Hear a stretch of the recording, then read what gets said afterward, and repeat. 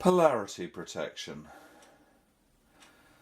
It's easy for us old hands in the electronics hobby to assume we know everything there is to know about electronics, but I think we tend to forget that there are people coming along who are new to the hobby and may not yet have learned some of these tricks and tips, in this particular case, to protect our circuitry against our own carelessness of the possibility of connecting a power supply to it the wrong way round. Also, there may be a trick or two in here that even old hands may not have come across before.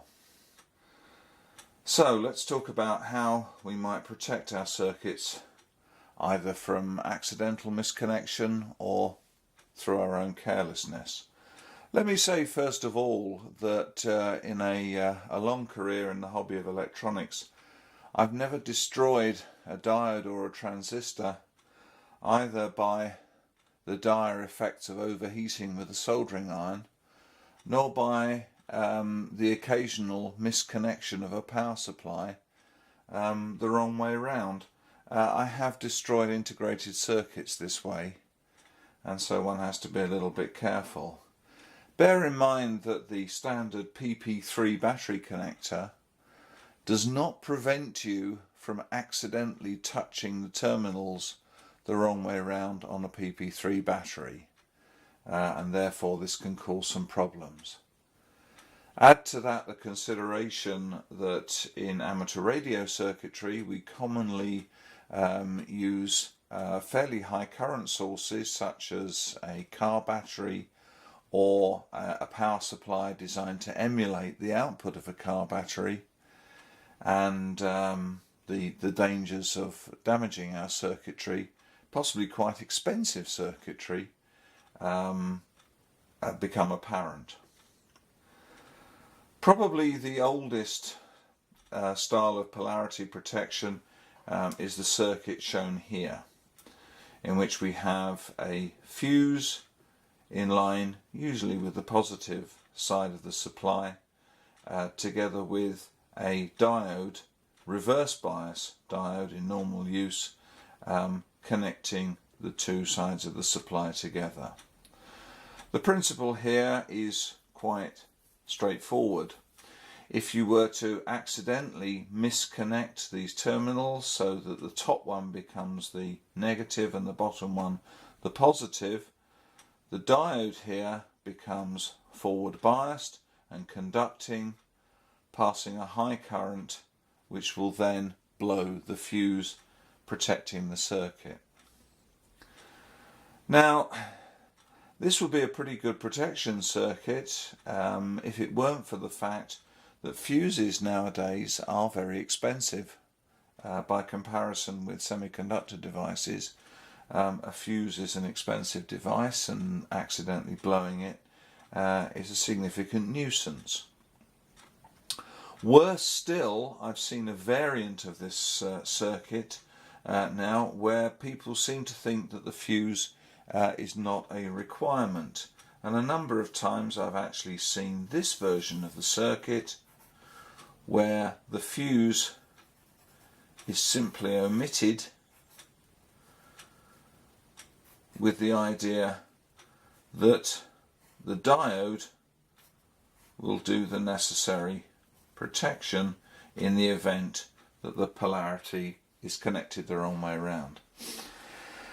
Well, of course, there's two possibilities in this situation. One is while you're trying to figure out why your circuit doesn't work, a battery is being drained quite rapidly with quite a high current through the now forward bias diode.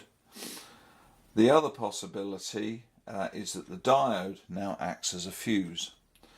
Okay, it's quite a cheap version of a fuse, but when this diode blows, it will almost certainly blow open circuit, at which point, once again, your circuit is unprotected. As I say, I have seen this version in circuits on a number of occasions that have been published, and it's definitely not to be recommended without the fuse in circuit. So don't use this. as a method of polarity protection. It's not good. The next standard circuit would be one in which a forward biased diode is used on one side of the supply. So if this connection is positive and this one is negative, this diode is then forward biased and will pass current. If the polarity is connected the wrong way around, then this diode becomes reverse biased and will block any current from flowing.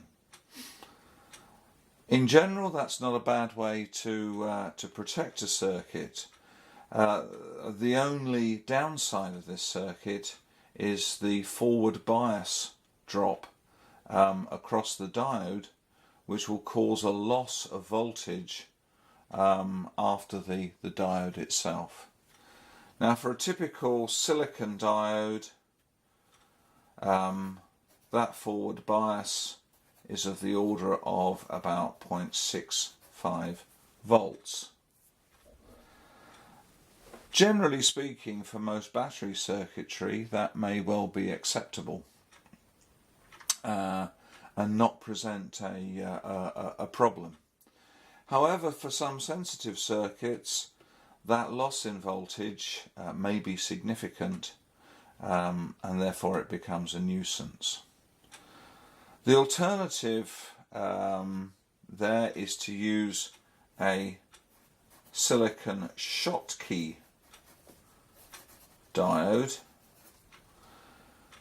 and in a Schottky diode this forward bias voltage that's lost through the diode is more of the order of about 1/4 of a volt, and that is obviously a much less serious loss. On the downside, Schottky diodes are more expensive than standard silicon rectifier diodes, and you may not want to go to the extra expense, but it's not very much when you consider that you are protecting the circuit. Either way, for small low current circuits, battery powered, the voltage drop might be significant in terms of the battery lifetime to power the circuit, and this may become something of a nuisance. So something to take into consideration. It is possible to go a step further if voltage drop is tolerable, and that is to set up a full wave rectifier circuit such as the one shown here. In a full wave rectifier you have 4 diodes arranged as shown, and these can either be 4 discrete rectifier diodes, or they can be in the form of a packaged bridge rectifier, readily commercially available. Normally you would see these circuits being used to convert AC to DC, but there's no reason why it shouldn't be, why you shouldn't connect a DC input to this. So if the upper connection here were connected to positive and the lower one to the negative side of the supply, then we can see that the positive side coming in at this point would be blocked by this diode, which is reverse biased, but passed by this one that's forward biased, leaving this point here again positive. Similarly with the negative supply coming in at this point, the negative supply is blocked by this diode but passed by this one, and this becomes negative. But if the polarity of the supply here is reversed, then the opposite occurs within the ring, but leading to the same output. A negative input here would be passed by this diode this time and down to here, and a positive input here would be passed by this diode, leaving this one positive.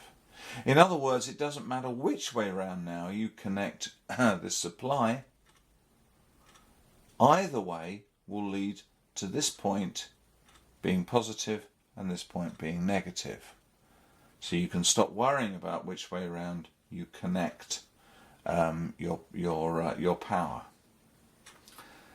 The downside of this particular circuit is, of course, that your current is now passing through two diodes at a time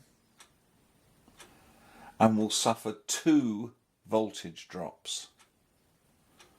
So if this is a standard bridge rectifier package, or these are standard silicon diodes, then the total voltage drop is going to be twice the standard silicon diode drop of 0.6 volts, and therefore of the order of 1.3 volts now lost between the input and the output of the protection circuit.